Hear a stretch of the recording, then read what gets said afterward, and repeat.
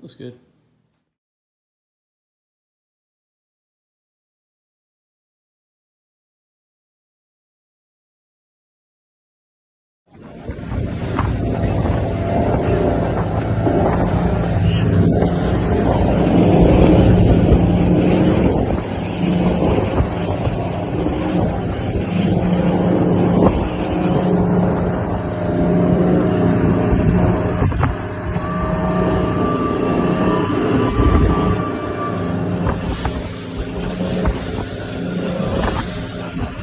Back to Overland Camel.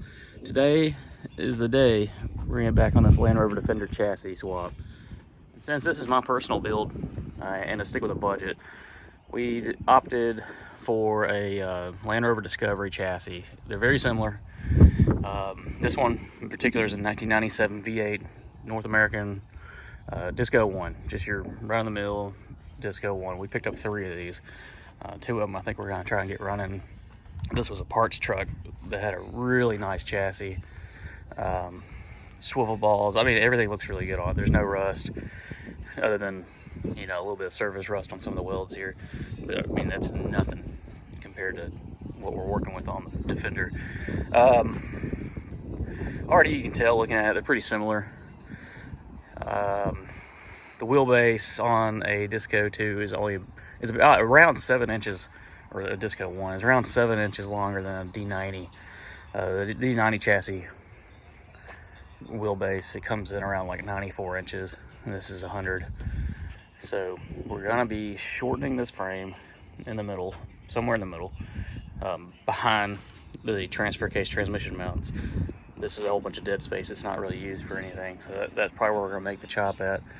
The body mounts, these have all got to be taken off the frame and cleaned up so we can weld the Defender bulkhead mounts on here. And it's a D90, so it's got these tubular rear tub mounts that we'll have to pop a hole through the frame in the right spot and weld those on. Back here, we're going to be chopping off pretty much everything from about where this body mount right here is, or body support. We're gonna pretty much chop everything off from there back. This cross member has to go. It'll interfere with the new Defender rear cross member that we sourced. Up front, our Defender's right-hand drive, but luckily the Disco 1 chassis and the Defenders are built symmetrically where you can pretty much take a right-hand drive gearbox and it'll bolt right on to this right-hand frame rail over here, and we can just remove this left-hand panhard mount. The panhard bar can just be flipped. The axle's already got mounts over there for right-hand drive. The mounts for the gearbox are already in the chassis over here. The only real big difference is the Disco 1 radiator mounts will not work. I'll have to weld on the Defender ones. That'll be easy. I can harvest those off the old chassis. Somewhere in here there is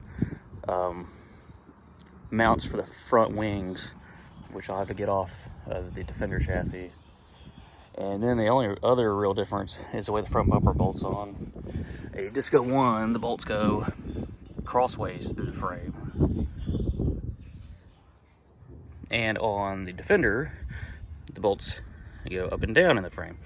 Not a big deal. I think we can just remove this plate here, and if there's any bracing that goes between these bolt holes, we ought to be able to just take it out, remove it, and we'll weld in new sleeves for the front bumper bolts that go up and down. So today, it's nice and sunny and pretty warm out here at the garage, so I think what we're gonna do to get started and get some motivation up is we're gonna roll it over here closer to the garage where I can get to it with the plasma cutter, and we're gonna start removing stuff that won't be used on the Defender or isn't needed, just to kind of clean this chassis up and get it ready to start modifying it. You might ask, I'm sure there'll be a comment, somebody will say, well, why didn't you just buy a galvanized chassis? They're available and they can ship them straight to your door. Well, they're about $4,000 and this is a budget build.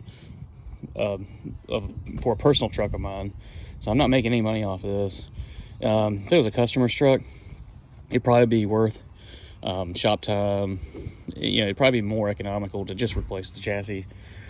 But since this is mine and I'm doing this on my time, it's gonna be a whole lot cheaper for me to just modify this Disco 1 chassis, and when I get done with it, you will not be able to tell that it wasn't made that way.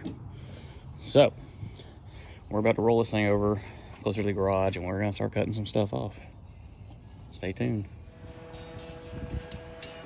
Tell you what, this little plasma cutter is a must-have.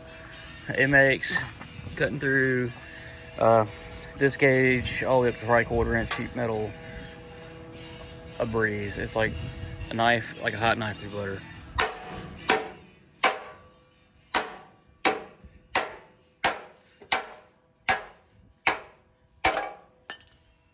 All right, one mount down. That took a little more hits than I thought. Many more to go. All right, I'm just gonna start at the front of this chassis. We're gonna work our way back. So I'm gonna start with these. So I'm gonna start. There we go. Now I got the camera upside right. We're gonna start at the front of this chassis and just work our way back. First thing that's going is these V8 motor mounts. So here we go. Look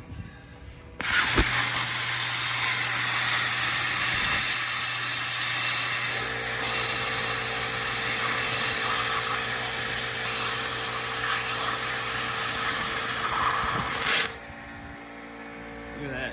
That's how quick and easy these plasmas make it. Oh, look at that. All I gotta do is take a grinder and clean that stuff up now. Knock those welds off. Okay guys, this is day 2 now. I'm working on this thing. Yeah, that happened. So far we've cut off all the body mounts that went to the Discovery. We cut off the rear quarter chassis for the Discovery that we won't be using because we're replacing it with the Defender. And over on this side, it's kind of a rainy day, so between breaks and the rain, I've been grinding off the welds. I'm gonna clean that up some more, but mainly just grinding off all the welds from the old body mounts and throwing a little primer on there, just keep them from flash rusting. Probably over the course of the next few days, I'm gonna be doing a lot of grinding, cleaning up. Got some more welds in here I need to grind down. Everything on that side of the chassis still needs to be done. Old shocks, turret's got to come off. There's still some more metal back here that I'm gonna have to cut off. That cross member's still got to go. Yeah, so once we get all that cleaned up, I'm gonna start making some marks for our cuts to shorten this chassis, and they're gonna be somewhere along in here on both sides, somewhere between these transmission mounts and the rear trailing arm mounts. That's where we're gonna shorten it.